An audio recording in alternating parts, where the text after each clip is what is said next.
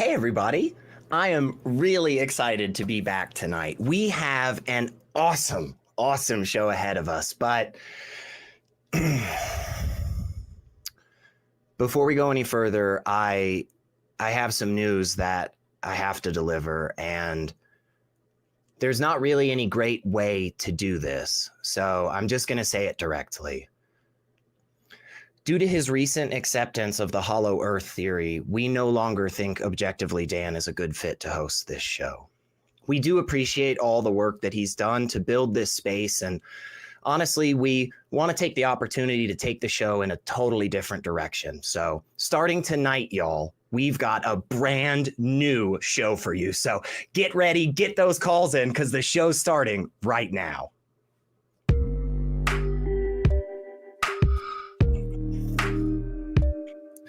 Wow, it's really good. It's really good stuff. Really good stuff, huh?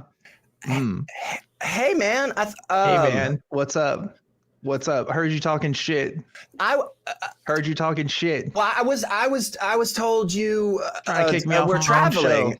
Yeah, listen, it's about being open-minded, okay? The Hollow Earth is real, and you will come to whatever. Look, man. I've seen the pictures of the rainbows and the dinosaurs in the center of the earth. They must be real, that's what right? I'm saying. Yeah, that's what I'm saying. Look, what I wanted the truth and I got it. The earth is hollow. That's right. And anyway, this is a joke, by the way, in case people don't understand. I literally just texted Elliot yesterday and I was like, I want you to come up with a script that cancels me in the intro. And we actually had to change it because it was a little too real. So, yeah. So it was, I like this version better. But no, I'm not leaving the show. I don't believe the earth is hollow, just FYI, in case it wasn't clear. So fine. Anyway, what's up, man? How's it going? I'm excited to be here. Great. It's going to be fun. Secular Rarity is joining me today, folks. This is another episode of Truth Wanted. I am your host, ObjectivelyDan. This is the live call-in show that happens every single week, Fridays at 7 p.m. Central Time. We talk to people about what they believe and why. And if you'd like to call us, you can do that. We have open lines for you right now. It's 512-991-9242, or you can call through your computer at tiny.cc/calltw. And as always, Truth Wanted is a product of the atheist community of Austin, a 501c3 nonprofit organization dedicated to the promotion of atheism, critical thinking, secular humanism, and the separation of religion and government. I'd like to think I have a special guest every single week. This week's guest, it's not so special. It's just Elliot, hey, whatever, man, whatever. Just kidding. Normally you have a special guest. Yeah. This week you just have a guest. I fucking love Elliot. He's one of my favorite people. He's great. I'm so glad I could spend my Friday with you. I'm glad you're here. If you guys who don't know Elliot, he's a cool guy. Also hosts on Talk Heathen and Atheist Experience. So, been there, done that, been around the block. I got a t-shirt, actually. I did actually get a t-shirt for it. Yeah. So that happens. It's established. It's part of the canon. It's really good. What's going on with you, man? What's up? What have you been up to? Man, running around, man. Running around a bit. Sound? Well, a little bit slower than that, but that's just because my shoes are a little got no old. Place to go. Gotta follow your rainbow. I'm quoting Sonic the Hedgehog lyrics right now. I was going to say, we're going to get in trouble if we keep doing this. But you can't get in trouble just for quoting lyrics. If we sing it, I think that's the problem. I don't think actually saying the words out loud. Well, I'm not. Look, I'm just saying this. I'm not going to sing any songs whatsoever tonight unless somebody sends in a super chat of $50 or more. Okay. Wow. Okay. So I mean, I'll whore myself out there. I don't care. Yeah. Okay, why not? Shit. I mean, goddamn. All right. Well, I guess. No, please don't do that, guys. Send the money, is willing to break our policy on singing songs on the air and potentially risk his spot as a host if you give the organization $50 today. So I think you should hold him accountable to his words and make it happen. If you sing a public domain song, hey, that's fine. Public domain song, right? Yeah. It would work. Right. Here's the thing, though. Here's really the thing. Right. I don't actually want to sing, so just send the money because it's a good cause. I want to see him sing, and so folks, that's why you should donate today. Maybe we can do it in the Discord after show. Tell you Maybe what, if we get cumulatively $50 today in donations, I will hold Elliot to the fire, and I will not let the show end until I hate this. He sings. How about that? You know, this show started out really fun for me, Dan. Yeah, and and now it's really fun for me. So I think it's evened out. You know. But oh my God! That's just me. That's just me. Hey, you guys, look. You know what you can do, and you think about it. You know, you really think about it. Okay. Don't think about it too hard, though. I think you should just open up that wallet and let it sing, baby. Type in those credit card numbers. Is this the best or worst intro to a show? Like, both. I think it'd be both. It's a matter of perspective. Can I tell you something? I feel like I should tell you this. Yeah. Like, don't ask me why. Because the other night I somehow started watching footage of the 2004 Nickelodeon Kids' Choice Awards, and I was like, this shit would be amazing to watch high. And I like don't smoke a lot of weed, right? But you dabble, I think. And I was like, I was thinking yesterday, I was like, man, I wish Ellie and I lived closer, because I would just be like, hey man, we got to watch some Nickelodeon Kids' Choice Awards and just get baked out of our mind. This is a real thought I had, because like Rosie O'Donnell like screaming at the top of her lungs, like it's incredible actually. Like it impacted a generation. It impacted me at least. I would like to go back and rewatch it. I will say at that time I was 10, so I would have been probably extremely sober in watching it. Well, yeah, but I'm saying now. I'm saying we should watch it now as not sober adults. Right. Yeah. Like, I'm not saying we should go back in time and give 10-year-old Elliot weed. Okay.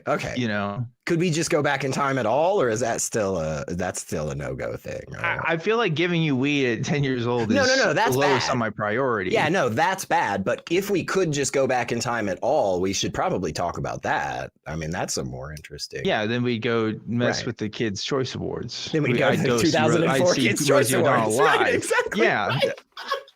That's what I would do. What would you do with the time? If you had a time machine, what would you do?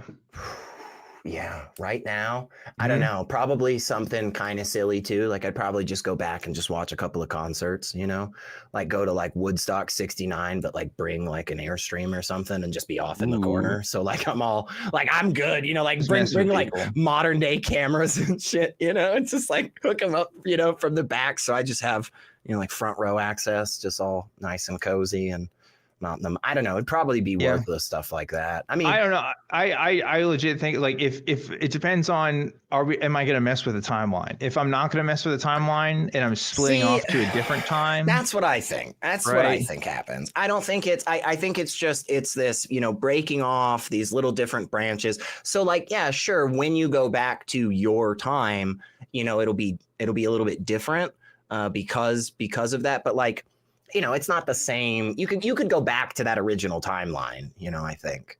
There's a movie I want to watch. Have I told you about this before? I feel like I talked about this on the show. I think it's a Christian movie. I could be wrong about this. But the idea is it's a group of Christians trying to prevent a bunch of Muslims from traveling back in time and killing Jesus, because they need Jesus to be killed like on the cross in order for people to be saved. Yeah. And like I think these Muslims are trying to stop it for some reason. And so it's like a battle. So I think it's called Assassin 33 AD. I think that's the name of it, something like that. And it sounds awesome. Like I definitely want to watch it. Like, it's the right amount of effort for a really bad movie to where I feel like I'd be entertained just by the plot alone. Oh my God, that sounds so. I mean, that is so funny to me. It's funny, right? Because it's like you're preventing assassination for another assassination to happen, basically. Right. Like, and like it just is this. It's that fever dream of you know, persecution that Christians have. Like, they're just like waking up in the night, you know, fucking sweating in their bed, just like, what if Muslims figure out how to time travel? They might kill Jesus before he gets like, oh my God, man. Here it is, Assassin 33 AD. It was made 5 years ago. Wow. Yeah, and it was like, Wow. is that like a film festival? 2020 was a weird time though, so I don't I know guess. that. Yeah. Was it that weird? I mean, that's a lot of weird. You know what I mean? Like, I was doing some weird shit in 2020. I wasn't doing that. You know what I Oh mean? God. Yeah. Me either. Me Yeah. either. I don't know. Yeah, it has a 3.0 on IMDb. Oh really? So that should tell you. Yeah, that's out of 10, I think, right? Yeah, that's Oh. out of 10. So What they get from Rotten Tomatoes? They get. that's a good question. Yeah. I don't even know if they have a Rotten Tomatoes. Oh, they do. Oh, wow. Okay. So this is the problem with small sample sizes, Yeah, of because course. it has a 73% on the tomato meter and a 100% on the popcorn meter. Wow. Which the 100 popcorn meter is popcorn. fancy, but it has less Wow. than 50 verified ratings. So I think it's probably just like It's the same director guy. and their family. Yeah. Yeah, it's the same guy posting under different accounts. Yeah. Yeah. But I definitely sure, want to for watch it. sure. I just Yeah, it's on yeah. my to watch list because Yeah. like this just sounds amazing, right? Yeah, and I mean, hey, look at it. You know, we're talking about it, so I Mhm. mean, it's just marketing, right?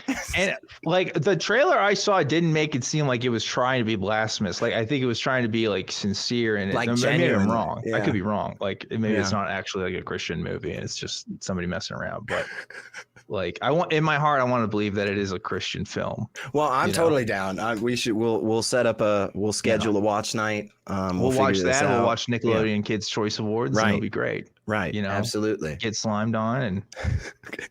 That sounds kind of weird, It actually, does, out of it context. does, But it I'm talking does, I about know. Nickelodeon slime. Yeah. Nickelodeon. Yeah, Slime's made a comeback too. By the way, I hear It has. I hear the kids are real into it. Not just the kids. Really? My wife really likes slime.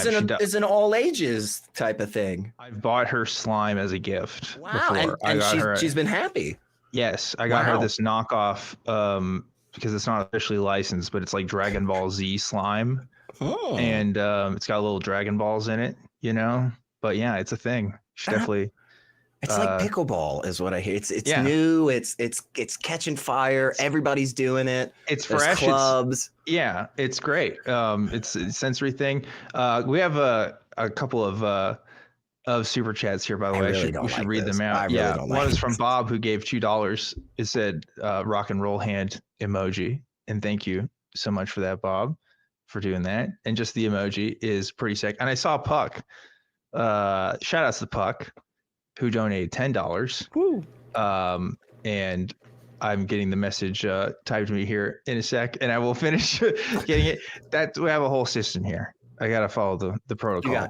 But I will give Puck the proper shout out in a second. But anyway, slime is a thing. Right. It's big. It's so hot right now. I remember making slime as a child. Like it's an easy, with like cornstarch and like glue and shit. But there's like slime YouTubers that have like, they talk about there's like different texture levels. Oh, sure. And different, there's like, it's a whole thing. Wow. And I guess this is the problem. And I think, in our lifetime, alone, Dan, and we're young guys, we're in our prime right now, I'm feeling older all the time. I know, me too, honestly. I'm just saying that so I can just try to feel a little bit better about it. Yeah, every day. I mean, Kelly's back up for us, but whatever. Damn. Okay, just throwing shade. Holy shit. You're just mad because Kelly fucking wrecked your ass before the beginning of the show. Kelly was like, what did Kelly say? He was like, we were riffing on the fact that you don't have a Steam account. Yeah. And Kelly's like, I'm like 75 years old and I have a Steam account. What's your issue? Older than dirt. I know this, Elliot. It was really good. Yeah, it was. It hurt. It did. We'll get Kelly on screen in just a second here. But I should read Puck's super chat because Puck is always making me do these challenges. Okay. Puck gave me $10 and he says, stuck up Puck, scuffed up a stuffed. Fuck, I already fucked it up. Let me try that again. Stuck up Puck, scuffed up a stuffed up cut. Oh, I already messed up. Ooh. Oh my God. All right, one more time. Stuck up Puck, scuffed up a stuffed up cuff. Tuck off the scuffed up cuff to shut the puck up. $10 towards making SR sing. There you go. That was beautiful. Beautiful. Thank you, Puck. That was beautiful. Thank you. Very well done. That was very good. That was maybe your hardest one yet. I gotta say. But anyway. Yeah. What were we talking about? Oh yeah, Kelly roasting your ass. Yeah, That's what we're talking about. Well, yeah, that and just getting older and stuff. But 20 years ago, right? 20 years ago, if I would have not been told playing video games won't make you rich, or just playing with slime all day won't make you rich, Right. If I wouldn't have been told that, I would be rich today, because there are people making millions of dollars off of but for every person that's making $1 million, there's like 100 people that are trying to make it work and not. Yeah, of course, right? Of course. But it's the I want to stress to everybody out there. We don't know what the job market's going to be like 20 years, 40 years from. We have no clue, you guys. If your bright-eyed kid, as annoying as they might fucking be, if they are interested in their stamps or their trains or their slime or whatever, just foster that, because who knows, maybe 45 years from now, that little kid walking around your house that you just want to slap upside the head and just scream, Michael, please shut the hell up. He will become the greatest voice artist ever, Michael Winslow. I mean, what a great story. I don't know how the voice thing relates to like collecting trains, but no, I guess I was just saying, like, any interests or whatever, just foster the excitement and education of the kids. I don't know, man. I was trying to. We didn't really have a lot of great like stuff we were putting out there to the people. I was trying to throw something out there that was like uplifting. I get it. It's if you ask kids today what they want to do, they want to be streamers, like all of them. Really? Like, you get to play video games all day and everybody loves you. Why wouldn't you want that in a way? Yeah. But I know it can be. I mean, I don't know. I've been asked why don't you go full time with YouTube, and it's like, because I don't know. I enjoy having a consistent level of income. It's like I don't know. It's also a lot of work. Like, it's still work to make videos and stuff. If you're, I mean, not. There's a lot of people that just have like editors and stuff and do a lot of it. No, you can put crap out there. I mean, that is true. It will get. I've been surprised sometimes to see some of the stuff, but also not for the stuff because, like, I'll be scrolling along on Twitter or something, and it'll just be like, you'll never believe, I can't believe they said, and I click on it because it hits that weird dopamine hit thing in my brain, and then you want to know. It's the tabloids of our time. That's what I realized. It's just like, oh, this is why every supermarket magazine ever like continues to make money and still does. It's like, oh, we just moved that to Twitter now.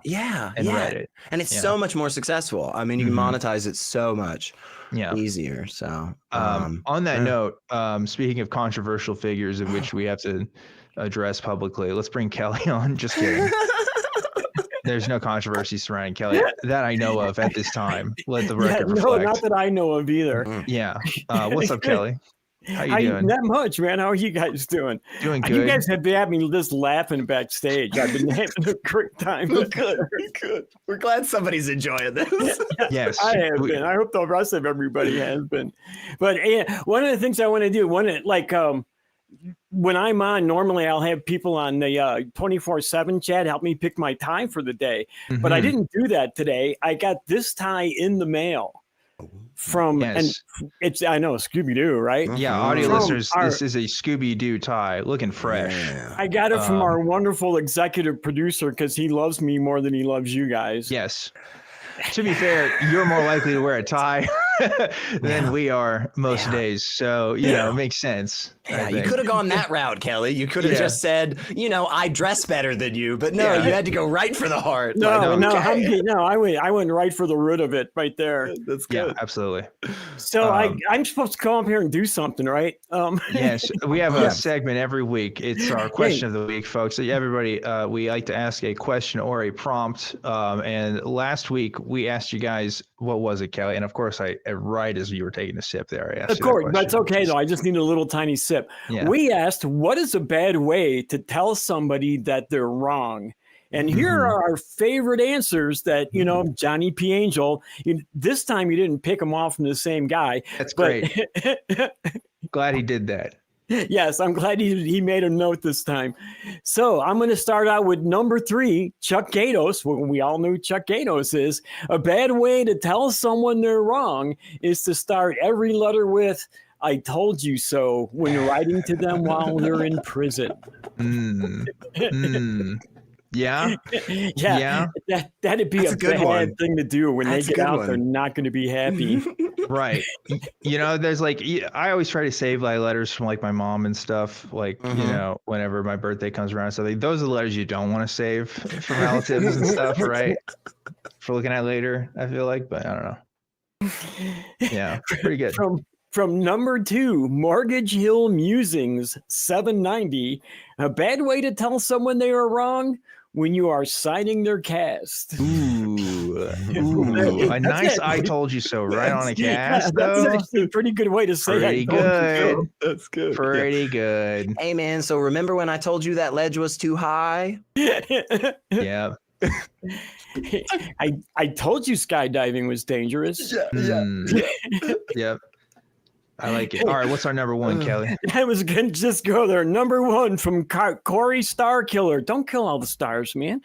A bad way to tell someone who believes in chemtrails that they're wrong is with a sky-written message. Ooh, that is so good, though. It's good. That is really good. That's really nice. Good. I like it. Good. All right, good answers this week. Good answers this week. And for next week, the prompt is, what would you expect to see during the apocalypse? What would you expect to see, SR? Gosh, I don't know if it's like, I mean, it's not funny, but like a lot of blood and a lot of insects. I just feel like that's always a part of the apocalypse anytime I see, and I don't know why. I don't know where the blood exactly is coming from, by the way, or how suddenly all these insects started taking over. But I just always feel like there's a lot of like locusts and there's a lot of blood. Yeah. So maybe, I don't know, maybe the blood's from the locusts. I think somebody somewhere, some people are going to create an IRC chat somehow and make memes about the apocalypse. I think like they're going to have their own intranet system and just shitpost about it. I think that we live in that world and that's got to happen, right? So yeah, it would have to. It would have to. Would you expect to see like little piles of empty clothes everywhere from the rapture? Yeah, well, if we're talking that kind of, it depends on the apocalypse. Sure. Depends on the apocalypse, right? Yeah. But yeah, I was thinking, I was thinking mainly like the destruction-y side of it, you know? So like, you know, a bunch of volcanoes, tornadoes, earthquakes, I guess. Again, not really positive why those exactly are happening. You know, but that's how it's kind of like always depicted, you know? So people will still be complaining about The Last of Us, even in the actual apocalypse, I think. So see, I told you it wasn't realistic. Yeah. I don't know. Yeah. Worst way to tell somebody they're wrong in the middle of the apocalypse. From Bryce Aroni, thank you for the $4.99, who says, I'm digging the long hair guys. It's true. Thank you. We just got our own rock band. Yeah, I've converted. I'm now a long haired guy, which is kind of weird. I'm not used to that. This is the longest my hair's ever been in my life. Really? Yes. It looks good. Thank you. Yeah. I wasn't sure. I was like, well, I've been growing this out for like a year now. Am I going to cut it for the wedding? Because people were like, well, you want to look like you normally do at your wedding because you're going to feel like you're a different person if you don't wear your hairstyle. But I kind of did anyway. And I don't know. I think it worked out okay. Yeah, but I think you looked like yourself. I mean, thanks. I've actually been thinking about cutting mine because like if I'm in a light breeze, I turn into Albert Einstein. Oh, yeah. Yeah. You know, I'd like to get a the goal has always been to get a Metal Gear Solid 5 look Venom Snake kind of thing. Yeah, that's kind of what I want to do. Oh, okay. That's not a reference that either of you probably understand will get, but those who know will know, I think. But we'll get there. Or maybe do a Bushido, you know, just kind of. Ooh, yeah, there you go. Get a top knot going. Yeah, that'd be cool. Yeah. Bushido. I have thought about growing my beard back again. It's been I kind of do it like on a cycle, you know. It's like every so often I'll just like grow it out and have it for a little while, and then like I'll shave it off and just, you know, not have one for a little while. It's been like, I don't know, a couple of years, I feel like. So I don't know. We were just talking about just hair in that moment. So I just figured I'll throw that one out there too. So I dig it.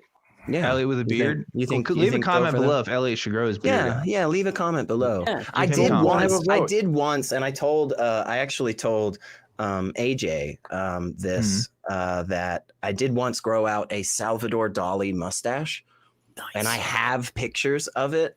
But I don't even need to see pictures. I believe it, honestly. I don't need proof of that. That's something you would do. You just look at me and you're like, that tracks. Yeah, I do want to see them though. Can we show them on screen? No. But it was about up to here. It was about literally up to my eyes. That's pretty crazy. Yeah. I think I had like the beard going for like a year or two at that point. I don't remember, but it was anyway. So that's great. Let me know, you guys. I'll base my decision. I get a neck beard thing going. Wow, I have to shave the neck beard because that's all I get. Yeah, you need a fedora. It's because we're Native American, and I was like, I don't think that's true. Actually, I think that's just a thing white people say, like make themselves feel more cultured. One of my son's favorite jokes is, you know what you get when you put 64 white people in a room? What? One full-blooded Comanche. Yeah, it's true though. It's true. It's like, why is that a thing? Why every single white person I know is always gonna be like, yeah, I'm 128. I think 64th. I think it's one of those things where like we're trying to like come to terms with the terrible history. More interesting than we actually are. Well, there's that too. I mean, yeah, sure, there's that too. I mean. I was about to say something. Look, we need to get off this topic. Yeah, we probably should. Yeah, we do. And you know what? Speaking of getting off, you should get me off here. I don't need to be on here anymore. All right, Kelly. Call for take and have a good show. Thanks, Kelly. Appreciate you comment on stage with us here. And yes, leave a comment below for what would you expect in Apocalypse, and we might read your comment next week. And with that done, I think because it's a call-in show, we should probably talk to some people. What do you think? I mean, yeah, I wouldn't be opposed to it if we have to. Yeah, that'd be weird if you were. Yeah, I would say that. I don't know why I would have agreed to be here. Yeah, that'd be kind of weird, but I'm glad that you are okay with it. Before we go, we have to give a special shout out to the patrons every single week. We're always giving a shout out to the folks who donate on the Patreon. Thank you to everybody that donates. So this week's patron of the week is going to be, drumroll please, Daniel Vlahovic. Thank you so much, Daniel, and thank you to everybody that donates to the Patreon. You guys rock, and appreciate you doing so. If you'd like to donate, you can check out the link in the description for that. Otherwise, $50 today to make Elliot sing a public domain song. Starting now, by the way. No, it's donations starting from this point. That's not right? How that works. Listen, we got recordings. Okay, this is already out there. You can't renege on this, guys. All right? We'll don't want this. Look, okay, I'll hold this. I'll see how, like Mary had a little lamb or something. Like you can't do, I'm just thinking maybe, look, you guys do what you want. We'll see. We'll just see what happens. We'll see how generous the community is. So, okay. Yeah, I thought Elliot was a man of the people. I thought he believed in the ideals of this organization and supporting it in any way he can. But I guess it was all for show. I guess it was all talk and not action. Look, wow. I don't know, guys. We'll see. We'll see how it goes. Okay, we might not even get $50. So if we don't, we might not even have to worry about it. So I don't know. We'll see. We've got like 16, 17 right now. Yeah, we got 33 to go. Yeah, we do have some time. Anyway, we should get some calls. So let's get to our first caller here. We have Steve talking to us from Nebraska. Steve, thanks for waiting on the line with us. You are live on Truth Wanted. What's going on? Yeah, hi, Dan and Elliot. And hi, all. Happy weekend, everyone. And thanks for allowing us this opportunity to discuss evidence that directed energy transmissions generated by an alien civilization may have been detected coming from around a sun-like star around 100 light years away.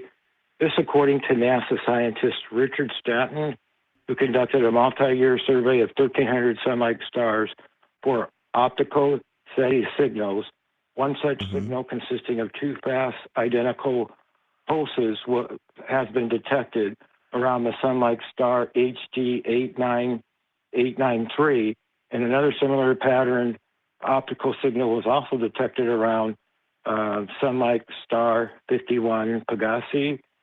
A detailed analysis of these alien laser signals have been published in a research paper titled Unexplained Starlight Pulses Found in Optical SETI Searches, recently published in a journal titled Acta Astronautic. Okay. Well, just based on the title, obviously I haven't read it. Sounds like they're saying they're unexplained pulses, but you obviously believe that they're extraterrestrial in origin, right? Well, that was one of the paper, and anybody can look this up. It's called Unexplained Starlight Pulses Found in Optical SETI Searches. The paper ruled out a lot of the natural explanations. Like they ruled out it being from the signal being from planes or birds or satellites or asteroids or a lot of the natural explanations they would have had been ruled out. Steve, real quick though, if they had ruled in as the only explanation aliens, they probably would have labeled it that way, right? They probably wouldn't have said unexplained, right? Well, he has in his paper, one of the explanations could be lasers from a technologically advanced extraterrestrial could be one of the explanations. But what reason do we have to pick that one? Steve, hang on. What reason do we have to pick that one over the other possible explanations? And if we don't have any good reason to pick any one of these different conclusions over the others, isn't it just better that we leave it a mystery until we know for sure? Well, it's the best explanation that we have. I mean, it's not a bird, it's not a plane. Therefore, it's aliens. I mean, what if it's a mistake? Explanation. What if it's a mistake, Steve? Yeah, why is it the best explanation? Well, that's the signal they picked up totally matches what they'd expect if it were a signal from lasers or some kind of a directed energy transmission. The signal just seems to match up with what we would see if this was from. Now, I'm not saying it is aliens. They did say it could also be from gravity waves, like from atmospheric disturbances is another possible explanation. But I think this one would be seems more likely, right? Well, I don't know. You just said it could be gravity waves. Like, I don't know. It seems like there's already other. Look, again, I can't comment on a paper I haven't read, but why do we have to go to aliens? You know, like, out of all the explanations, it seems like aliens are your number one thing on this. And I don't know why it always seems to be aliens as your top. Like, it could be. I'm not even saying it's not, right? I'm not saying it's not. How can I know? But why aliens first? You know, is it reasonable to jump to that conclusion first? Well, this isn't the only evidence that we have for extraterrestrial intelligence and extraterrestrial civilization. Real quick, Steve, I'm so sorry to cut you off, but real quick, because I really like that question Dan just asked, and I would love for you to explore that just a little. Okay, we're not talking about any of the other evidence that we may or may not have, right? We're just talking about this one piece that you presented. Dan was pretty clear. He's like, hey man, look, you even recognize that there's all these other options. Why should we then go to aliens first? What's the determining factor there for this piece of evidence? Yeah, we can't make a cumulative case. Aliens, I'm rooting for them. I mean, I hope that's the explanation. Okay, so so that's great, Steve. I love that, yeah. Steve. Yeah. That's amazing. You basically just said, hey guys, honestly, I kind of just want there to be aliens out there. Yeah. Dude, I totally get that. I kind of want aliens to be out there too, right? But if the way that we live our lives is one where we are assessing data mainly coming to conclusions based on just our wants and desires and not what the actual information is, I really think that's problematic. I think that can lead to a lot of harms. And I think I think honestly, you and I could come up together with a bunch of different reasons why that's not a great system. What do you think? Yeah, I mean, that makes sense. Yeah, I mean, I know I have to learn to overcome my confirmation biases, but it's really hard. Man, it's hard for me too. Fuck yeah, Steve. I totally agree with you, dude. Like, it is hard. It is incredibly, incredibly difficult. Especially, by the way, it can be difficult when other people kind of suck when you get stuff wrong. That happens, right? And like it hurts sometimes, you know, you genuinely think you're correct and you're just trying to do the right thing. And then, you know, somebody says something and it's like, wow, fuck, okay, maybe I am a fucking idiot, you know? But I do think there is a way to really, really squish down those confirmation biases. I don't know that we can get rid of them completely though, man, but I think we can do a really good job of squishing those down to as minimal as possible. Now, that does kind of seem like it takes away some of the fun stuff in the world, right? Like maybe, okay, aliens aren't real. Maybe ghosts aren't real. You know, maybe some of this cool stuff isn't, you know, actually the case anymore. Yeah. But I actually think the real world is even fucking cooler, Steve. Do you know about bioluminescent sharks? Yeah. Or even this, like, I'll put this. I guess in the water. Yeah. Right. Yeah.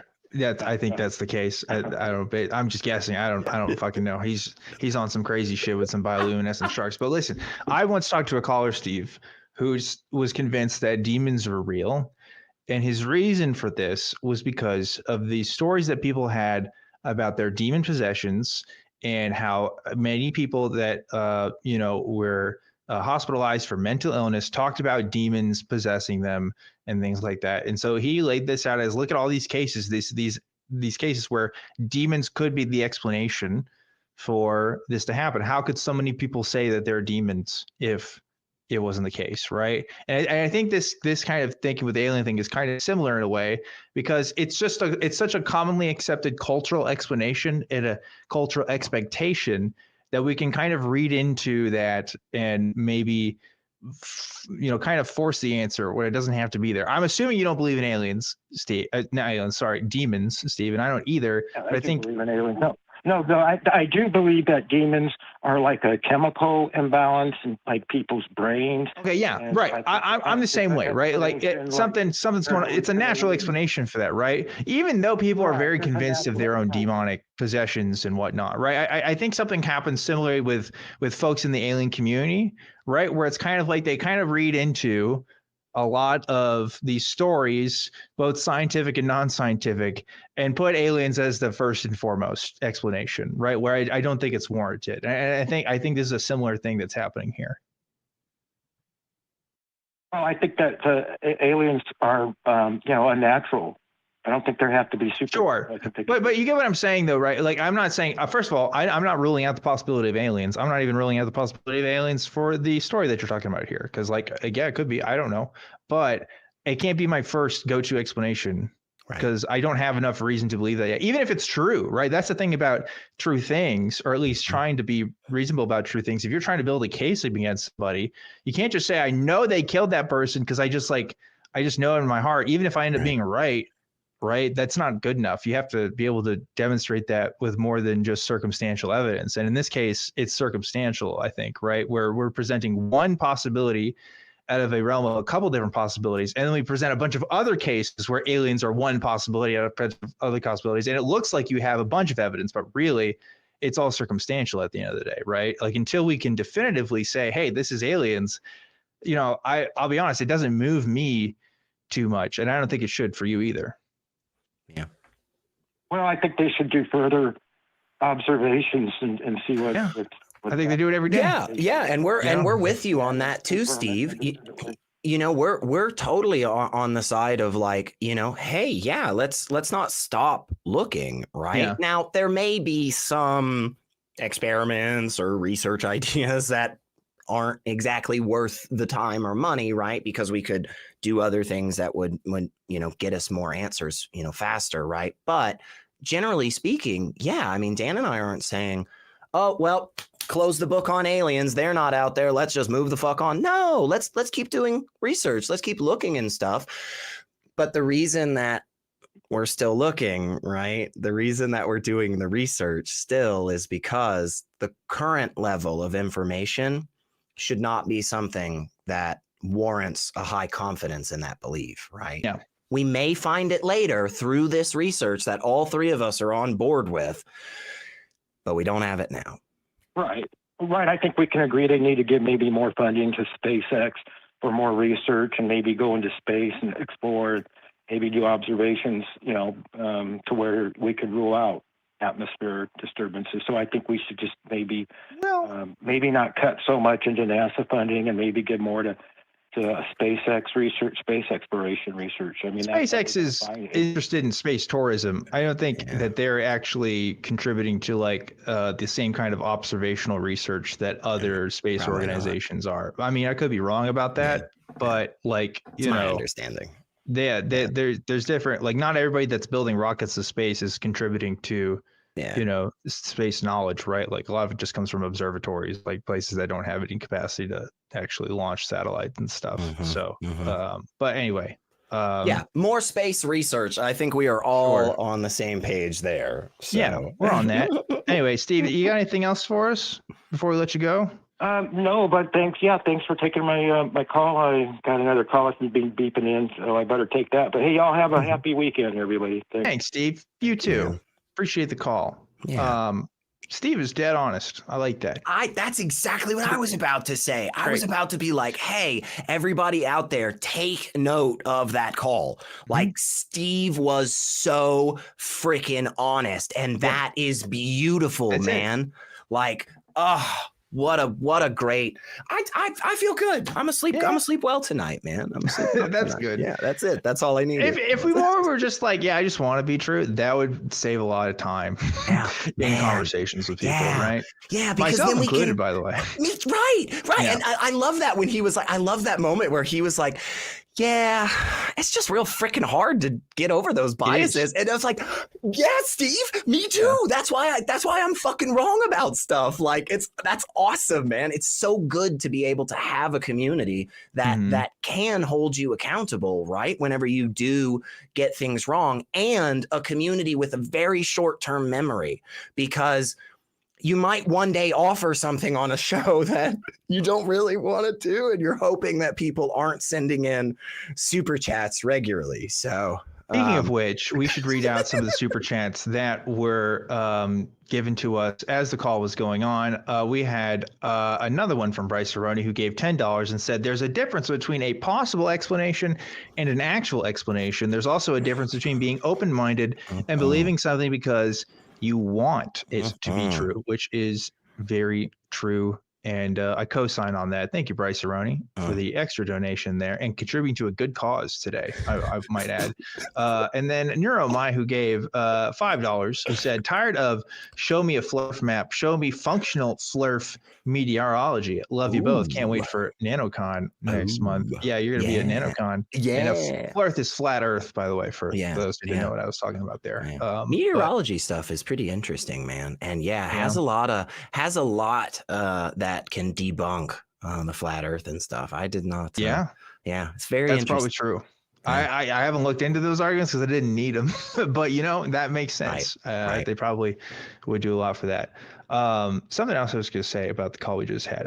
We'll talk about it in a second. Let me do this real quick because I always try to do something after the first call here, which is just telling you guys, hey, super chats are a great way to support the show. We have a goal today. By the way, I'm not actually going to make Elliot do it unless he doesn't want to. Okay, I just want to make that clear. I'm not going to force him to do anything. This is a challenge by choice. How about this? What if because I'm a terrible singer, so that's people not are a great donating idea. Already. So you don't want to have them donate on false pretenses here. I will show the Salvador Dali mustache picture. I will find that. And we will make that happen. Yeah, I mean, you got to make sure that's cool with Bryce Rarity. You got to make sure that's cool with everybody that's already donated, because I'm pretty sure they could sue you now for false pretenses. We'll sing in the Discord after show, so we can't get a copyright strike. Ooh, is that fair? We'll do. It's not live on the air. It's not live on the air. I know. the listeners at home. Not everybody has a Discord. That's true. That's true. We'll figure it out. Okay. We'll keep thinking. Well, we're not there yet. We're not there yet. We're not there We're yet. not at $50. So no, where are we at? We're at like 25. Something like, I haven't been. It's not 50. So it's just that's all we need to. Maybe we'll get there. Just give it time. Another way to support the show is, hey, we have printable call-in flyers.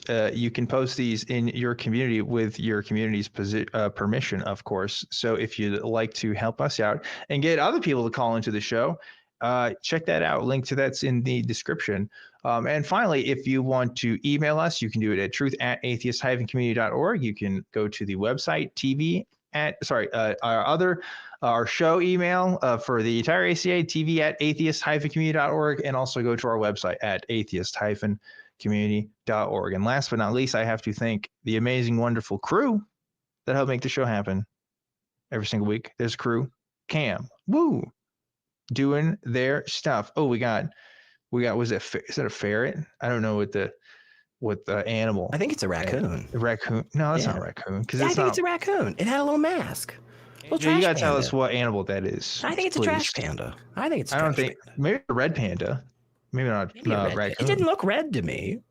It didn't look like a raccoon. Okay. I don't know. Anyway, I don't know. All right. We need to get some biologists to tell us what that stuffed animal was, because we are not going to agree, I think, today. On that note, the one thing I was going to say about the terrestrial thing is, the one thing that I always disagree with every single co-host I've ever had, almost every time, is the idea that I actually do think that at least the U.S. would have interest in not telling the public about aliens. I always argue with people about this because I think that there's military implications. I think that there's public safety implications. I do think there is legitimate cause for at least, I'm not saying it's definite, but I'm saying it could be reasonable to suspect that we wouldn't necessarily know, at least at first. Yeah, I don't know aliens. I don't know that I disagree on the thought of like the government might have this kind of inclination from the beginning to try to keep it very secret, right? To try not to, I don't know that I disagree with that.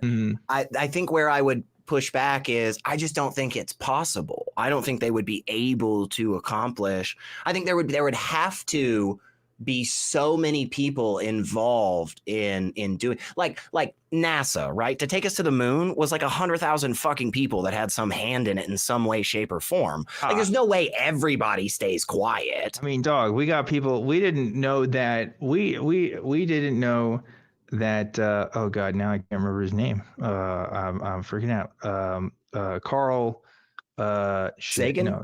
Yes, Carl Sagan. Carl Sagan helped make a plan to send nukes to the moon. Did you know this?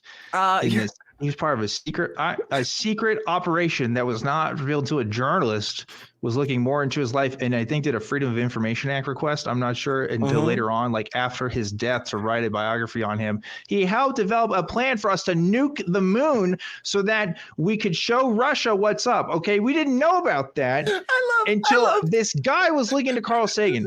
If Carl Sagan, one of a super famous dude, can keep his mouth shut, I'm sure there's a lot of people who can keep their mouths shut. The most biggest prolific scientific one of the biggest prolific scientific public communicators, right? I mean, obviously, that's probably not a big thing, but I'm just saying there's a price. I think people. I see where you're coming from. Stuff happens. I thought you were going to talk about another interesting experiment that Carl Sagan was technically involved with, which was just something to do with like dolphins, and it got kind of weird. I thought that was a. Was Carl Sagan involved with that dolphin thing? So he technically was like, it was like his research institute, or it was like his grant or something. That doesn't mean he was part of it. Yeah, no. Come on. Anyway, I'm just saying people can keep saying. I'm tired of this idea that people can.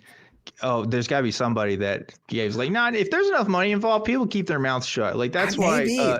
That's why people settle out of court for stuff and keep their mouths shut, and they don't learn about things. Like fair. I don't know. I mean, that's fair. Yeah, I I'm don't just saying, know. that's my I don't take. know. Well, but I could be wrong. Call in if you disagree with me. Yeah. Anyway, we have other callers who want to talk to us, but more super chats here. I got to read. This is a great idea, Elliot. I'm so glad you volunteered for this. Yeah, love and it. I didn't Love it. pressure you socially at all. Uh-huh, Godless right. Engineer gave $10 and said, "I'll be at NanoCon."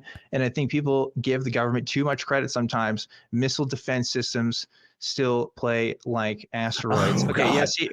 And there's different levels to this too. Okay, there's different true. levels to this. I'm not saying Aren't your they still county using- clerk is going to keep a secret, because probably not. I'm just talking, the ones that we don't know about. That's all. That's all I'm saying. I'm not a conspiracy guy, except for the ones that are real. That's Right. it. Right. I mean, know? yeah. I don't know. Like the Hollow Earth.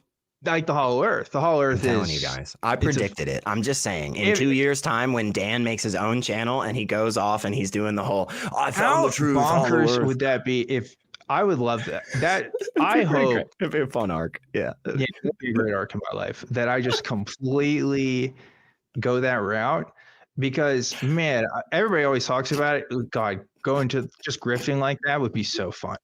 Hey man, if it becomes successful, you can't. That's all that matters. That's if you can sell your products, that's what counts. Yeah, it doesn't really matter. Yeah, it doesn't. Yeah, ethics. What's that? Don't know her. You know what I mean? Like, that's crazy. Bryce Aroni also donated again. Bryce Aroni, extremely generous today, giving $1.99, saying Mustache Elliot, thumbs up, do re mi fa sol la ti do. I feel like I can't. Mixed signals.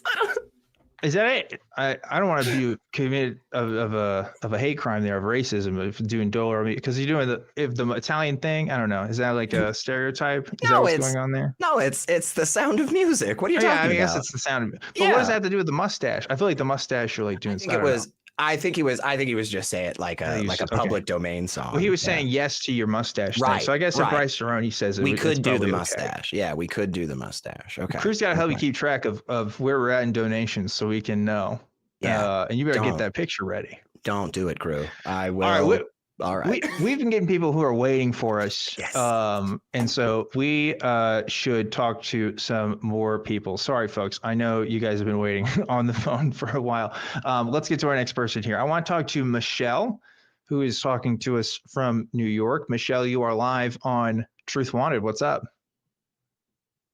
Hello, Daniel and Secular Rarity. How are you guys doing tonight? Doing good. How are you? Okay. Doing okay. How about yourself? Yeah. Doing okay.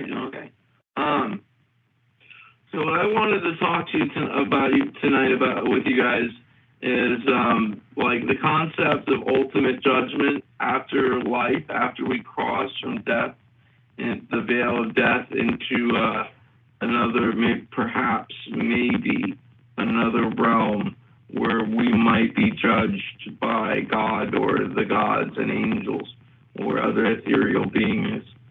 And like, should we prepare and be mindful about what we're doing in this life to prepare for a possible judgment to come?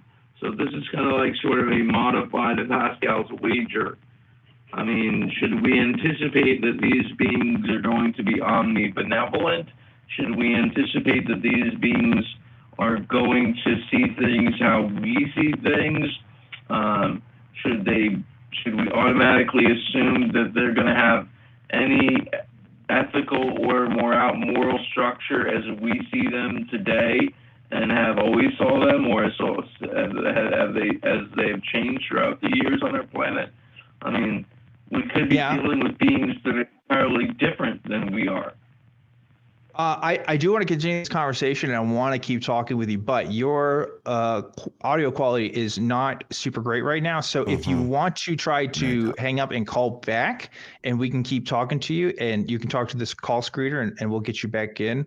But we'll take your prompt for now, and we'll go ahead and work with that. So there's a couple different ideas I have about this. If there truly is an omnibenevolent being, I think if it were really omnibenevolent, and that I'm assuming that's meaning omniscient and they're ultimately benevolent, like they're the most supremely benevolent. Let's say that that's the possibility. I think they would want to make their identity known to us, at least in some way, so that we're aware of the consequences of our actions. Because I think that's the most benevolent thing you can do, right? So that almost excludes the possibility that that even exists, because I'm not aware of such a deity existing, right? So that's one way to approach it. But here's another take on this. If they're truly omnibenevolent, what do I have to worry about, right? What do I need to prepare for? I can't worship something I don't know or understand. So they can't knock me for points on that, right? If they're really omnibenevolent. But on top of that, I should be, at least I hope I'm already trying to do my best at life anyway. I don't know what much else I need to do in the hypothetical scenario that there is a God and he's going to judge me or whatever, right? Because if he's not making himself known, I can't do anything about that.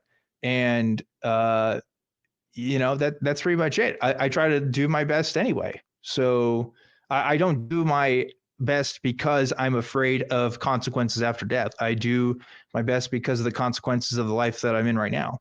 So I'm just going to keep living my life that way unless I'm shown otherwise. So I really don't, even if the hypothetical was real, I don't know how that would ultimately change the way I do things. But that's my first thoughts. What do you think, Elliot?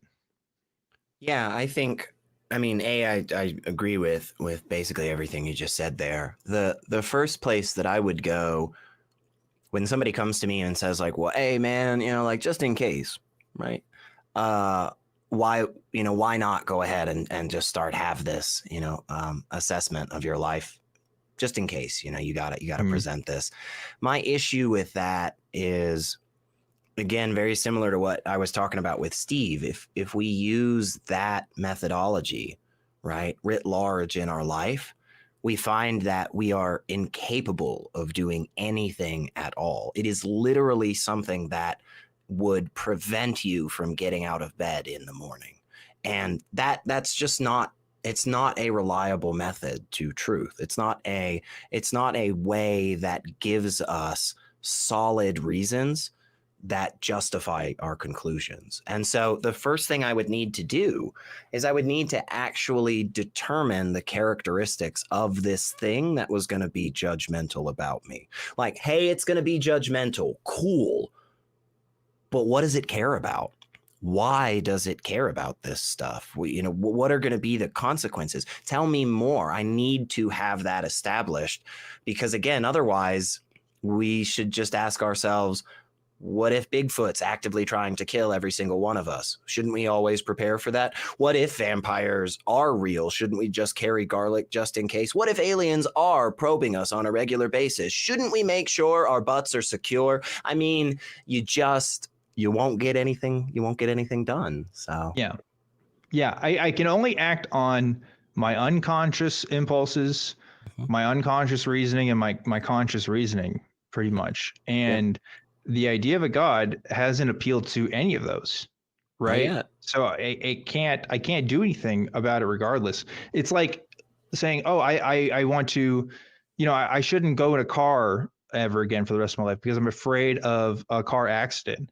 Is that reasonable for me to live my life in that way? Because like statistically, maybe, especially if I was in another country, because the US is particularly bad, but like that doesn't seem like my life would end because of a car crash, right? So, maybe there's other reasons why I could avoid a car, maybe environmental reasons or whatever, but like it can't be because I'm afraid I'm going to die in a car crash. It's not super reasonable. Yeah, it's a possibility, but it's not likely, at least. And same thing with the omnibenevolent God or a God that's going to judge us. It just doesn't seem likely to me. So I don't think it's reasonable for me even to do it just in case, because I can't worry about every single possible scenario. I have to take things in to account as probability's sake, right? And right now it's just not a likely probability. So that's what I think about that. But anyway, Michelle, I don't know if you're able to hear all that. They're still in the screening room here, so maybe we'll talk to them if they are put back in our queue here. But anyway, we're just rambling here on it's fine on our thoughts on it. But I don't know. I think I pretty much said what I need to say. Yeah, me too. Pascal's wager, kind of the same thing. Maybe we can move on right now then, if that's okay with Michelle. Unless if Michelle has other things I want to say about it, maybe we can put them back in the queue and talk to them again. We can do something like that because want to give them a chance to respond. But for now, let's go ahead and move on. Let's talk to Caleb. who is calling from Wyoming, who's also Caleb's been waiting for a minute. Caleb, thanks so much for waiting. You're on Truth Wanted. What's up? Hey guys, how you doing tonight? Doing fantastico. Caleb, what you got for us? So what my question was is, and kind of ties into the first callers, with some of the recent discoveries that have been made. I mean, they're still figuring it out, but with like K2-18b planet showing some possible signs of microbial life. If we were actually able to prove that aliens existed, do you think that would change any religious dogma, or would they find a way to square that circle?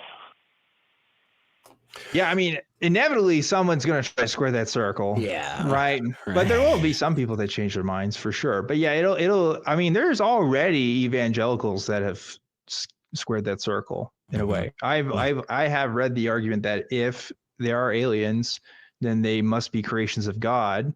And therefore also, if they have souls, will be accountable for their own sins. And there's nothing in the Bible that necessarily contradicts the idea that God could save the souls of non-humans as well. Like I've literally read that. So yeah, I mean, it's already happened, you know, just in case, I guess. What are you gonna say? I have an actual in-person, hang on just a second, Caleb. I have an in-person real life experience actually about this, Caleb. So one of the things that I do on a regular basis is I organize and get together conversations in person in Nashville between believers and non-believers. And one of our events last year was a roundtable where we had about 40 people just standing around, right? And we literally picked topics from a hat and we just bounced around and had people talk about them. And the first topic that we started out with was this one right here. We said, if it was undeniably proven to your satisfaction that aliens exist, would that change your belief in a God or lack of belief in a God? And it was fascinating because some Christians immediately were like, hell yeah, I'd drop this shit because it wouldn't make any sense anymore. Right? It couldn't make any sense anymore because what is Jesus doing? He's just going from planet to planet, dying again. That doesn't make sense. Jesus died once on Earth to affect the whole fucking universe. That's weird. But there are others that instantly were like, hey, honestly, I'd be confused and I'd have to look into it, but it wouldn't shake my faith. You know, it wouldn't make me believe more or less in a God, you know? I mean, I can't believe any less right now. I just don't have a belief. But like for me, it wouldn't do much for my view of the world. But for some religious people that I've talked to, oh, absolutely, man. It'd completely shake their entire faith to the point that they'd step away right then and there. Well, that makes sense. Yeah. It's kind of interesting too. I mean, I never really thought about aliens when I was a believer, just because like, I mean, the stories, you know, and I was like, that's cool. But like, I never really thought about what if, you know, there were actually Martians. What would that mean for, you know, the redemption of sins and, you know, morality in general? I just didn't play around with that stuff until I was well out of that religious headspace. But yeah, man, there are definitely some believers that they would right then and there would just drop the whole bag and walk away. Yeah, I had a Southern Baptist preacher that went into a talk about dinosaurs when I was still a believer, like 20 years ago. Yeah. And he started off with it saying, don't even ask me about aliens because I can't answer that question. But it's just something I'd always thought about. Yeah. Yeah. Now, yeah. I think that what would be even better, right, is finding alien dinosaurs.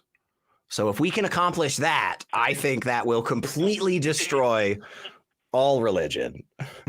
Yeah, definitely. Because the first time the dinosaurs were discovered, it worked out so well.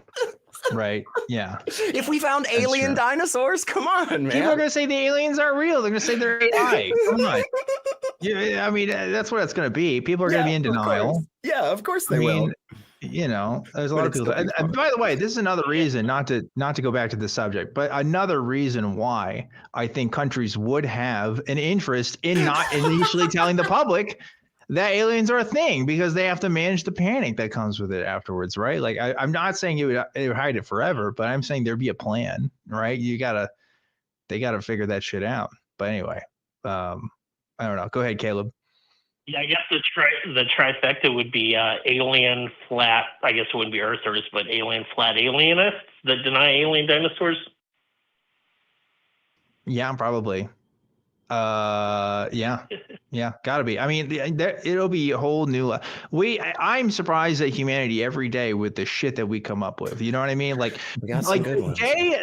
Like 2 hours after the Pope died, people were already coming up with things saying that the Pope was like a reptilian, and like that JD Vance killed the Pope, and like, you know, all kinds of stuff. I mean, just the human imagination is wonderful and terrifying. There will be all kinds of things. Yeah. You know. Yeah. Anyway, anything else you have for us, Caleb? Well, you guys mentioned the Assassin 33 AD earlier. Yes. Not to be a shill for another podcast, but if you haven't caught it, check God Awful Movies. They did. Did they cover it? Oh man, of course they did. And that was just fucking epic. All right, I gotcha. I haven't listened to God Awful Movies in it's been a while. Yeah. But yeah, we should do that at some point. All right, thanks for the recommendation, Caleb. Appreciate you calling in. Absolutely. Good topic to call in about. Yes, taking the call. Yeah, hope you have a great rest of your weekend. So there you go. A lot of alien stuff today. That's what you said before the show, Elliot. You're like, I want to talk to you about aliens and ghosts. Yeah, I know. I don't get to do it as much. We're fulfilling one of those criteria. Well, that's right okay. now. I feel pretty good. You know. Yeah. Where are we at on donations? Are we probably not there? I doubt it. Okay, so 30, I'm sure we're not 35. There. I'm sure we're not. I there. think we're close to about at 40, at least $40. Yeah, I don't think so. We're almost there. I'm just saying, folks. We got $44. $44. Okay, so almost there, guys. Almost there. I hope you have that picture ready. You've been looking in your hard drive. You're fishing that out? I have the picture ready. I'm looking at public domain songs. I don't know. We'll see. Okay, we're not there. I need to reiterate. I will not actually make you do anything you don't want to consent to. So no, I don't actually feel pressure to do it if you don't want to do it. No, of course. Okay, all right. I don't want to be accused of bullying you. Don't tell them the bit, Dan. Don't give away the joke. Okay. I don't want to be that guy. I don't want to have a thread on r/YouTube drama that says Objectively Dan pressured his co-host into I'm going to start singing. Spreading rumors. I'm going to start spreading rumors. You know what I mean? It's just so there is this one song that I would actually really enjoy singing, but I totally can't do it. What? Because it's copyrighted, but it's called "The Hand of the Almighty" by John R. Butler, and it's really funny. Yeah, so it would be lots of fun, and it would fit our theme very well. In a dramatic poem. I could absolutely read them in a dramatic poem. Yeah, I could do that. Yeah, we could do that for sure. Okay. Yeah. All right, as long as crew is okay with it, I think we could probably do that. Well, we got to get that in a bit here. Yeah. Let's finish our conversation here with Michelle real quick. And we have some other folks that want to talk to us too, but I want to give Michelle a chance to respond. Sorry, Michelle. No, you were waiting there. Let's see if those audio issues are fixed. Can you hear us? Yes. Can you hear me now? It's still a little bit there, but I think it's better than it was before, maybe. Yeah. I don't know. We just heard you for a little bit there. But yeah, we kind of responded a little bit. I don't know if you got to hear us because you were talking with the call screener, but did you have any thoughts about what we had to say? Well, I didn't hear you for the most part. But I did hear the part about when you had said, Dan, probably an omnibenevolent God, you wouldn't have to worry because they would understand, hey, I really couldn't buy, into something with no tangible, real, reliable evidence that comported to actual reality. But what if these gods or God isn't necessarily omnibenevolent? What if their version of morality is a little bit darker than ours is? Well, then it's outside of my control, right? Again, like I don't know what can I do to change my current situation right now to fix that? Like how could I comport my reality to save myself for the afterlife? Maybe like, Can I offer a suggestion, Michelle? did you see? Go for it. Hang on just a second. Michelle, hang on just a second for us, okay? Because Dan asked a really good question, and I think exploring that and getting a solid answer to that will be very beneficial. So Dan was asking, what could we do to change our status right now, to make sure that we are in line with that, right? And my thought would be to know for sure the character and attributes of this thing that's going to judge us. Because Right. if we don't know what this thing wants, if we can't determine anything about its morality or its mindset or how it thinks the world should exist or whatever, then the answer to Dan's question is nothing. Yeah. And that's important. I can only think in probabilities, right? Let's say the only way I can get to heaven is if I murder a bunch of people. Let's say they're a real messed up God, right?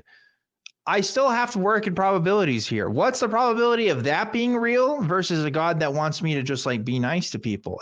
Can I even tell a difference, right? Because there's always going to be a what if, but I have to work in what's most reasonable for me. Either way, I'm still stuck with that. And right now, I'm not compelled to do anything different, right? There's nothing that compels me either way to a God being out there, let alone what he wants to do with me in the afterlife. So, yeah, You know, I don't know. What do you think? I guess for the most part, and that was a really good question, Dan. But for the most part, if God isn't interacting or the gods aren't interacting with our world in a physically tangible way, then as to what was reported in the Hebrew Bible, the Christian Bible, the Quran, and all those other ones, all the other sacred tomes and texts, then maybe something happened along, either all that's a bunch of bullshit, or something happened along the line to make the gods want to take their hands off of the world in that way. Why isn't God's throne just on every continent in the sky? Yeah. I mean, it could have all been made up purposefully from the beginning as a story. It could have been the case that God did exist, was super active, and then left. What That's I deism think in a nutshell. Right. What I think, though, is back to what Dan was saying, is about the working in probabilities. And what I think the strongest probability there is that people were sincerely mistaken because of the very nature of what it means to be a person with a brain. Our brain just acts certain ways consistently because of the physical structure and how it's made up. And so we see these patterns all the time. And it's very natural for us to look at a sunset or see a person that we care about and be overcome with these intense emotions. And it's very natural for us to misremember things or interpret things incorrectly. Right. And I think, honestly, it's the same thing that Dan and I are doing right now. They were doing a long ass fucking time ago. They just didn't do it on a call-in show. Somebody walked up and goes, "Hey man, I saw this thing over there. It was crazy, man. Looked like a person, maybe had a deer head, not sure." And the other guy was like, "Huh, can we go look for it? Can we go find it? Like, what did it look? Did it talk to you? Like what?" I just think we've always been trying to figure shit out, and we just kind of have this imperfect tool here to do it. We're getting better, but we still have that baggage from the past. Yeah, Yeah, it's frustrating that like there's seemingly there's no scientific way to figure out if God, it's a test for God. And that is so frustrating because it's like if we could find scientific proof of God, that was for everybody. Well, we are testing God through science, though. Like, we're just doing it in the negative sense, right? Like, we're demonstrating more and more that there seem to be natural forces that do things, right? So we are testing the God hypothesis is just that. It is a hypothesis. We're testing it out with other hypotheses, if that's the plural, and it seems to not be working out. Same thing with hollow Earth theory. The more that we learn about it every day, the more that we understand that it's actually true, and that's a bit.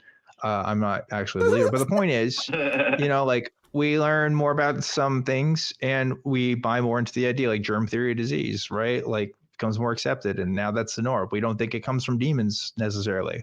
We haven't had a disease that we couldn't trace back to from like microscopic cells. So, or at least, physical diseases, mental diseases, a little more complicated. Right. But point is, we are testing the God hypothesis in a way, but there are different parameters to God, at least, that we're kind of figuring out. And he's definitely not, for example, causing the waves in the ocean. At least it doesn't seem like it. Seems like we have a better explanation for that. I don't know. Just as an example. You get what I'm saying, Michelle? Yeah. I totally get what you're saying, Dan. Totally. And used to secularity. But Dan, I didn't know if I should do this topic tonight or bring you some Roswell 1945 sauce. You got the sauce? So maybe, Maybe next time, because we do want to get to some of the callers. I was going to say maybe next time, because I've got a theory about 1945 Roswell, New Mexico that'll blow your socks off. All right. Well, I'm excited to hear it, and it's not that I don't want to hear it. I do, but I also want to make sure that everybody gets a turn, right? No, and gets their one topic in. We got our ones with you tonight, Michelle. So I will let you go right now, but I do appreciate you calling in, and thank you for your time. And I do want to hear it. So next week, how about you call in, and we'll talk about that. But for now, I'll go ahead and let you go. And thanks for calling. So there you go. SR, what'd you think? That was good. I mean, yeah, I think, what we said is, it's one of those things where, again, like, I get you maybe want a more direct answer to this question about like, yeah, but how do I know, like, with this God, I'm sure. And it's like, well, see, that's the point. It's actually a broader pattern of how you engage with topics and how you reach conclusions that you need to adjust.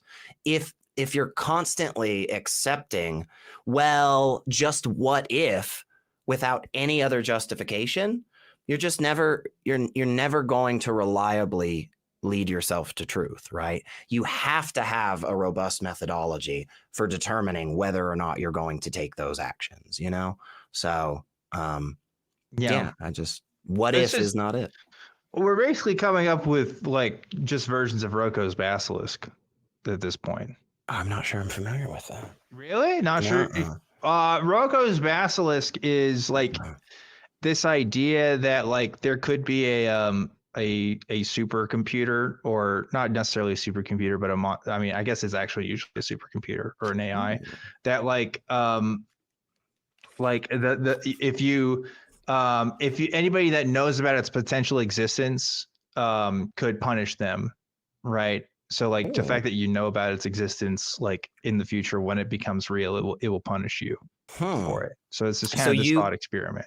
So you by telling people about it, it's an information hazard. You just put that on me. It's a cognito hazard. Dude? Why the fuck would you do that? What the hell? Well, that's why, because people legitimately freak out about it. Why would like it's because it's kind of a scary thought, because it's like you can't really do anything about it. But I'm not worried. But it's really just like Pascal's wager in a way. Right. It's just another. I don't know. We're getting into some weird topics, but I like talking about weird stuff. But all of our audience now is screwed. I was gonna say it's true. Anyway, all of it.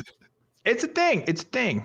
Gotta look it up. But anyway, let's go to I want to get to at least these last two callers here in the queue. So we'll try to maybe speed run this a little bit. Do it. We'll see. We got Nostromo calling in from Canada, wants to talk to us about aliens. I think we're on a roll with the alien stuff. Go ahead, Nostromo. You're live on the show. Hey, Dan. Yeah, I wanted to talk about a report I saw on Newsweek site that said, I think the title was "Aliens May Already Live on Earth," Harvard researchers say.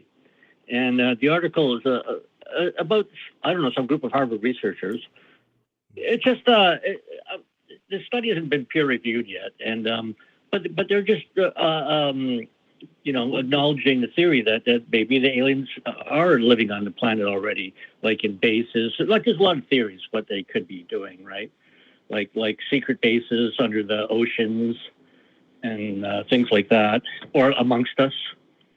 And I think they're just trying to say maybe people can be more open-minded towards this belief. And I know tonight we're kind of on an alien roll here, and my view is completely different than the other callers who are looking way beyond our solar system. Well, I think they're right in our backyard, and they've always been in our backyard, living amongst our planets, already in our solar system. Can I offer something? Can I offer something, Nostromo? And I don't think you're coming at us like this, by the way. But I just wanna make this clear. Daniel's called into the show before, just FYI. Oh, so cool, this cool, is cool. Yeah, good. I just wanted to say that sometimes, in Dan and my's position, we can be accused of not, genuinely being interested in finding the information, right? We just like Steve, right. We have that confirmation bias pushing us towards the other direction, right? I really do believe that I have an open mind, and in the whole time that I've gotten to know Dan and get to hang out with him and stuff, I really do think he is open to the information as well, So if there really is solid information that is leading yourself or others, these Harvard researchers, if there really is that solid information, I mean, we want to look at it. Like we're not just going to throw it away and just pretend that it doesn't exist, but we are going to scrutinize the hell out of it, just the same as we would with everything else. So like with this particular one, what exactly are the Harvard researchers like pointing to? Why would they say these aliens are in bunkers? Are they finding like supplies or like waste from these bunkers? Are they like, I mean, what would be the reason that they would make that conclusion? Well, I mean, it'd be one conclusion out of many about like what's been going on with the UFO phenomenon for the last 75 years since Roswell, pretty well. And there have been all various aspects to it, and there are lately, and it is turning interesting right now with all the whistleblowers from the military and ex-military people who are all coming out and talking about departments that look into it.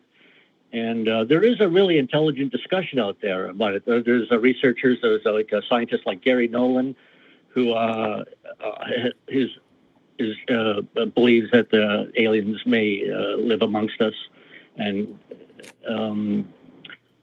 I'm just trying to say, like this phenomenon has been going like for 75 years, and there are all these different aspects: the abductions, the sightings, contactee experiences, and all sorts of of the UFO phenomenon. And I think it kind of is the best explanation for it. And the reason they have to hide it is because they're far more advanced than us. And it's like, we're like animals compared to them. And they're maybe what am I trying to say? Like a species above us. Like maybe they've reached another level. And it has to be careful how this is revealed to the public, if they want to reveal it. Yeah, I mean, like the Pentagon, the congressional hearings and stuff. There's literally been nothing that has come of that, right? Like none of those guys that testified have actually. They say that they're going to give stuff, and they say they want to have conversations with congressmen and stuff, and literally nothing has come with that. since, and it's been like what, a Yeah. year now since that's happened. I mean, yeah, there's definitely more people talking about it, but there's also people that have talked about QAnon and have said that that's real, and people who worked in Right. government that say that QAnon is real, right? But like, I still don't think QAnon is the best explanation for a lot of stuff that happens there either, right? Like, it can't be just eyewitness testimony and some scientists somewhere saying, oh, maybe if you put some of these data points together, it could be aliens. It has to be more than could be. It has to be, this is the best explanation. The stakes are just too high for this now, right? And there's been too many boy who cried wolf situations. That's unfortunately the reality of it. There's been too many false positives with this thing. So we have to have better than normal evidence, right? It can't just be, if Elliot tells me, hey, I had a smoothie today, I don't need him to show me receipts because it would just be weird for him to lie about it. But like, the stakes are lower. You know what I mean? The stakes are lower. If I really thought that he was a serial liar or has been known to come up with claims about this before, I may have to ask for him to show me that smoothie receipt. And I may have to get witnesses from the smoothie place for him to tell me that he got the smoothie there, because the track record's not so great. With aliens, track record's terrible. Terrible, terrible, terrible, terrible. There's a lot of grifters.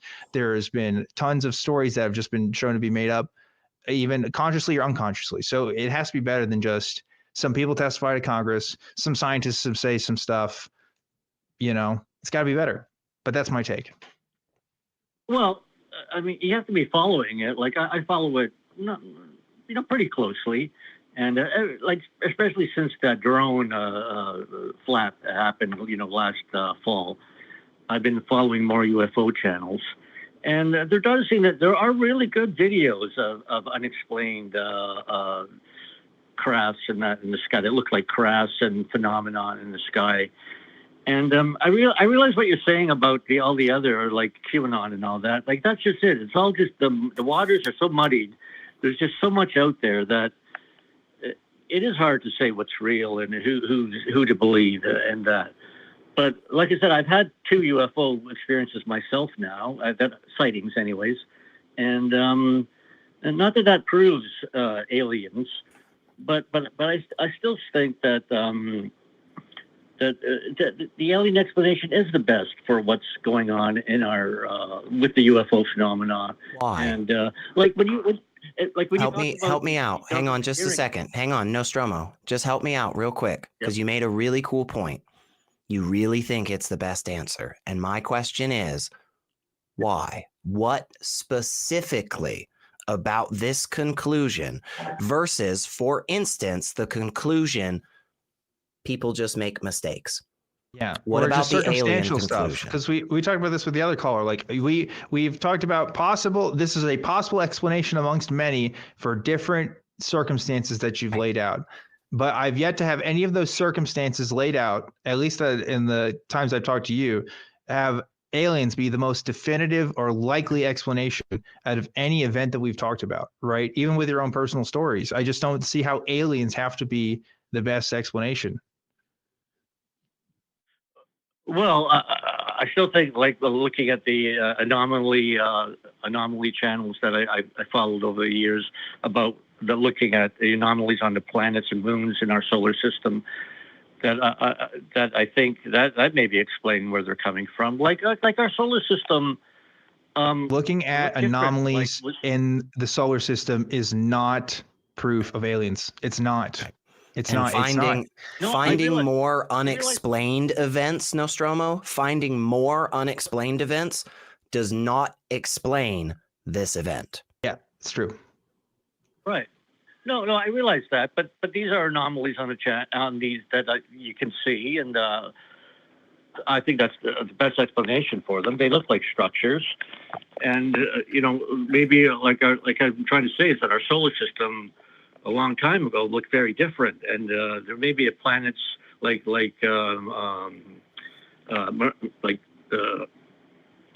Mars and other planets that were in different positions that were more in the sweet spot in the where life could have started and civilizations could have. Again, this is speculation, though. Like, we're just speculating again. Like, we don't have any definitive evidence for anything that you're saying. We're just talking about possible ideas. I'm not interested in possible ideas. I have conversations about possible ideas with folks all the time. It doesn't matter to me, right? Like, at this point, if the needle is going to be moved, I think it's only reasonable that we have something more solid, right? For sure. Yeah. Well, like I said, I follow all the like. If you really follow it closely, and like especially with what's happening with these government hearings, like you're right that they haven't really nothing spectacular has come out of these hearings. But it is interesting that all these people they got pretty serious political and military backgrounds in that. And you know, and I think there is a reason. Yeah, so did Michael Flint when he talked about QAnon, right? Yeah. What I would also offer is, you know, you've brought up that you follow some of these channels, right? You follow some of these people that are really invested in it. All I would ask is, do you follow some of the people who are really invested on the other side too?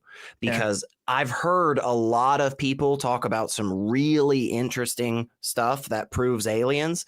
And then I've sent them the video of Mick West debunking it years ago. So I think it's valuable if you are interested in knowing for sure and trying to cut down those confirmation biases that we all have, right? Dan and myself included. Yeah. Maybe we should also start following some of those other channels that are actively investigating and debunking stuff too. Yeah. Yeah, I have no problem with that. Like I say, the UFO sightings, the vast majority have prosaic, down-to-earth explanations, but there is a significant percentage that are really fascinating, that are really unexplainable. And like I said, there is. Pardon? I was just agreeing, but if they're unexplainable, then they're not aliens. Yeah. No, I agree. I'm just saying I think that the alien is the best explanation. Yeah, and this is where we disagree. I don't think it's the best explanation. I don't know how you've gotten to that conclusion. Like, again, like there's a lot of ghost videos out there that I don't know exactly how they do it, but that doesn't mean that ghosts are the best explanation, right? I mean, like we could do this for a lot of things, you know? That's supernatural. But again, that's supernatural. Oh. I don't think the alien phenomenon has anything to do with supernatural. They're from I don't think ghosts are supernatural. Universe we come from. Do you believe in ghosts now? What if the ghosts are actually aliens that are talking to us through transdimensional portals or something? I don't know. Ghosts. Like you could make a funny sci-fi thing, because that's the thing too, right? Like aliens being able to visit us at this point might as well be supernatural based on what we know about the laws of physics. Not saying that our explanations about it could be wrong in the future, but like for them to travel from outside our solar system, it's not reasonable unless we have to outside our solar system. Well, okay, that's to be fair. That's to be fair. Your explanation is that they come from Mars, but you know, no. Yeah, no, not necessarily. No, I'm saying other planets. It could be from Venus or whatever. You know, maybe Venus millions of years ago developed an advanced society, and they had to. Their planet changed, and they had to live inside their planet. And maybe then our planet became a good spot for life to form. And maybe they seeded life here, and they're just watching us. Maybe, but again, we're just going into speculation, right? I don't have any reason to believe that. So I don't know why entertain it. Like I just know nothing that have been shown could be reasonable. That's a good conclusion for me, I guess. But I don't know, Daniel. I disagree. Okay, well, that's fine. We can talk more about it later. And I know you sent some pictures, but you sent them too late because it was like an hour ago. And I think our crew don't have time to get the pictures up ready. But next time we can talk about, I'm absolutely down for that. We just got to make sure we're prepared, because you can't do it while the show is already started, because our crew will not get that ready in time. But I'm absolutely down to talk about the pictures you sent me through my email. And yeah, we'll go over it, but we'll do that next time. Okay, Daniel? Okay, thanks a lot, guys. All right, have a great one. Oh, by the way, I recognize I called him Daniel. You know, I do want to call people by the names that they've chosen and it is Nostromo that he's chosen to call himself. So that's a slip up on my part. That is a break of our policy because I want to make sure that I'm consistent with that you do get to be called the name that you've chosen when you call in. That is that's a rule I want to respect. So that's my bad. But on that note, yeah, I don't know. What do you think? Could be aliens from Venus a million years ago, and that's what, again, I think it's much more fun to speculate on ancient aliens, not like ancient aliens like here on Earth or anything, but just like Mars was inhabited like 5,000 years ago or something, like that's a lot of fun in my opinion.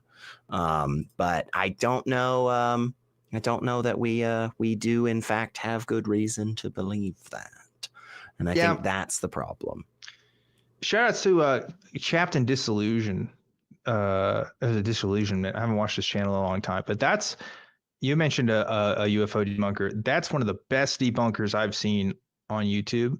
I actually asked if he wanted to be on the show. I don't know if he ever got back to me, but he is a VFX specialist. Nice. And he does really, really awesome breakdowns of special effects videos and like how they're even used in videos you wouldn't expect. He's one of my favorite guys out there. You guys should check him out. But anyway, we have super chats here, Elliot, and a couple different ones that I wanted to read to you. Actually, if Crew can put them back on screen, I can read them real quick. That would be great. Here's one from Blind Lobby who gave $10 and said, "Monetize your suffering for our entertainment, gentlemen. It is the only truth of YouTube. Also, happy Eurovision weekend." And do we have another one? Or was that the only one we had there? Yeah, we did have another one. It was $4.99 from Godwin, who said, "So you guys will read anything we type into a super chat. Aliens are real and they are demons. And now I'm saved and renounce atheism." Okay. Yeah, you got me to say it. So there you go. Wow. Have fun with that. I didn't say that very well. Actually, look at that one. Clip. And another super chat from Deconstruction Zone gave $9.99. You guys are so generous tonight. Thank you so much. "The best explanation for alien encounters is psychosis. If aliens found us, they'd have already stolen our resources and boinked chicks like those angels in Genesis." A little crude. I don't know about that. You might have a point. Gosh, and more super chats. Another one from Godwin, who gave $4.99, said, "Jet pilot UFO sightings were likely dust on the targeting lens. That's why they couldn't catch the damn things. See Occam's razor." Yeah, I've heard that as an explanation for some of those videos, for sure. But yeah, there's always different levels of these things as far as like what's really going on. But I'm no mathematician, Rarity, but I believe we are over $50. So what are we gonna do about that? I have been told by the lawyers, by the lawyers, that we don't want to risk it. Okay. We did receive a message from Crew saying, "Absolutely not. We're not allowed to do lyrics to songs." By the way, I didn't clear any of this shit with the Crew or Dan or nothing. I just fucking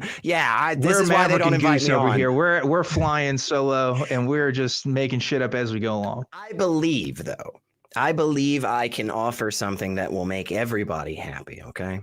And here's what I'm thinking. We do have another call here, so I think we're going to grab that one in just a second. But what I'm thinking is, our wonderful backup host, Kelly, offered that I sing the Step in the Right Direction song from the flagship show, The Nonprofits.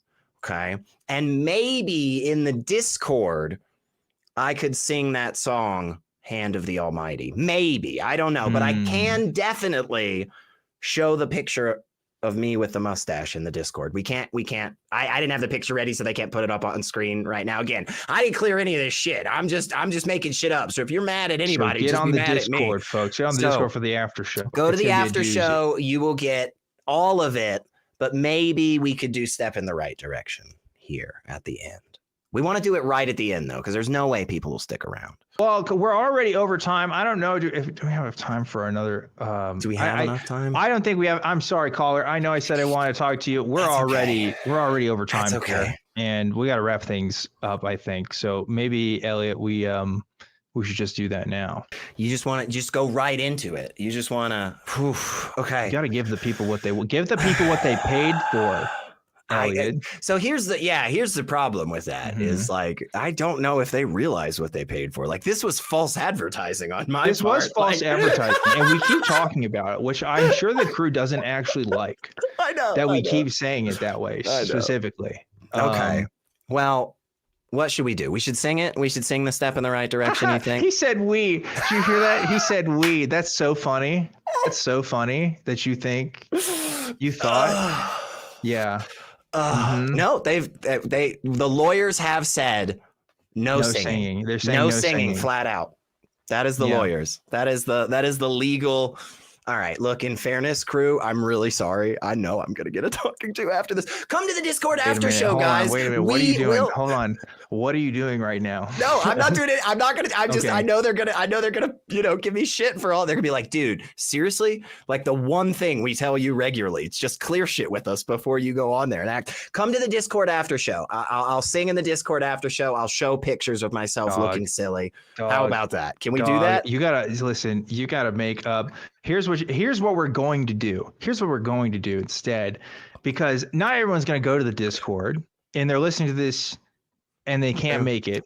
You're going to send me that fucking picture and we're going to put it up next week. We got to make sure we deliver. Okay. How about that? What if we do that?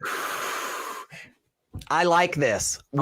I like this idea, and I'm going to need you guys to comment on this video, and we need to see that's what y'all want. Y'all need to show out. Listen to this guy. Listen to this guy doing a call to action. I just want to know that I just want to know that they're actually serious about it. That's all I'm saying. If you're serious about it, you can post a freaking comment under this. Actually serious about it. Come on, right? I mean, that's fair. I just, is that I think we're going to do it. I think you're a man of principle, and I think you are going to follow. I think you're going to have a come to Jesus moment with this, and you're going to realize that people spent their hard-earned money in this capitalist hellscape that we live in and gave it to us. They gave it so we could entertain them. Oh, God. All right. I'll send it. Let's send that picture. We're going to show it next week, folks. We're going to show it next week. And, I guess I gotta show up at least. I gotta hang around at least for that. You gotta show up. You gotta be there. You're gonna present it. I don't know if I have to be there to present it. You're coming up with more obligations than I was leading you to actually have. I mean, I gotta at least be hanging around in the chat so I can. I feel like supervise. I don't know. I don't know. This is a horrible. I will not make you do anything you don't want to do, Elliot. I'm just saying. Again, I want to make that clear. This is not me bullying you. It's all a bit, you guys. Right, it's all a bit. Okay. We need to get things going here. Hello, Kelly. How are you? You're muted right now, my friend. But he'll figure it out. Because I just got surprised when I came on. You surprised me too, to be fair. I was just like, oh, all right, we're rolling with it. Crew's like, hurry the fuck up. We got to get this show on the road. So Kelly? Yeah, because of the false advertising of our other host over here. So I sang. That was as good as I could do. Oh my God, Kelly, we're gonna be in so much fucking trouble after this now. You realize that? No, but that's Cynthia's song. I don't think Cynthia's gonna. No. That one's free. That one's good. That one's totally. Yeah, that's an ACA original. Yeah, that's an ACA original fucking song. We're not gonna. We could harmonize. We could harmonize. I'll be gentlemen, you're setting a dangerous we cannot harmonize. Where they are telling us to stop. We're being told this is not a bit. We are being told to stop. We can't do this. That's because we can't sing and they don't want to hear it. Right. Well, this is a Hot Mess Express, and we need to get off at the next station. Okay. So, Kelly, thank you for being our backup host today. Really appreciate it. Yeah. You know what? Don't forget the prompt. Yes. What is the prompt? The prompt is what would you expect to see during the apocalypse? Put it in the comments below, not the chat is on the side. I'll tell you what I expect. I expect to see all of us singing on the air in the apocalypse, because at that point it will be the apocalypse. Okay? It's about to be the apocalypse. We're gonna get a talking to. You understand? Yes, We're we in are trouble. in trouble. We are in trouble, you guys. Yes. Well, I didn't do anything wrong. This was No, your you guys' know, idea. it's honestly, it's me. It was my fault. Like, it's gonna be another fucking year and a half before I'm back on this show again. Well, I'm associate producer of this show. I should be more strict with you guys. So I don't know. Honestly, I'm not joking. The crew said no singing like 6 times. Yeah, they're telling us to stop.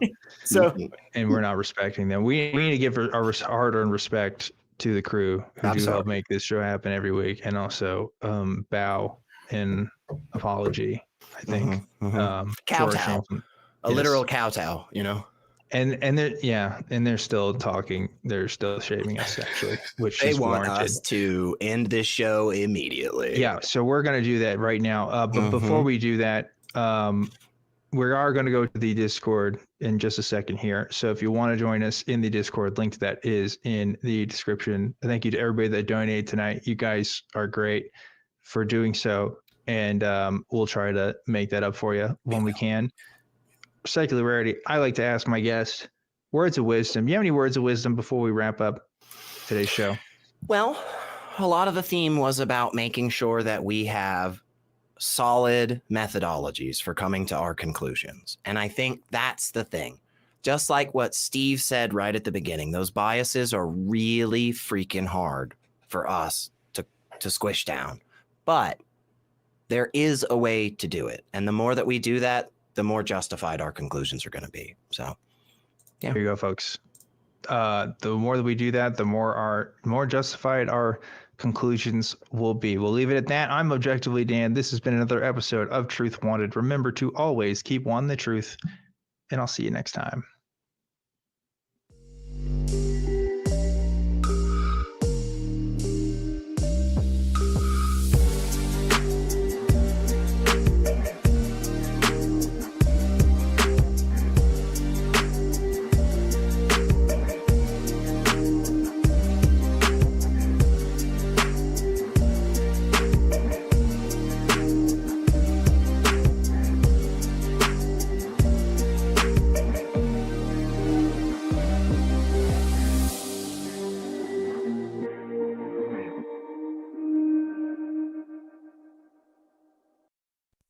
Watch the non-profits and join the hosts in the live chat. Visit tiny.cc/ytnp.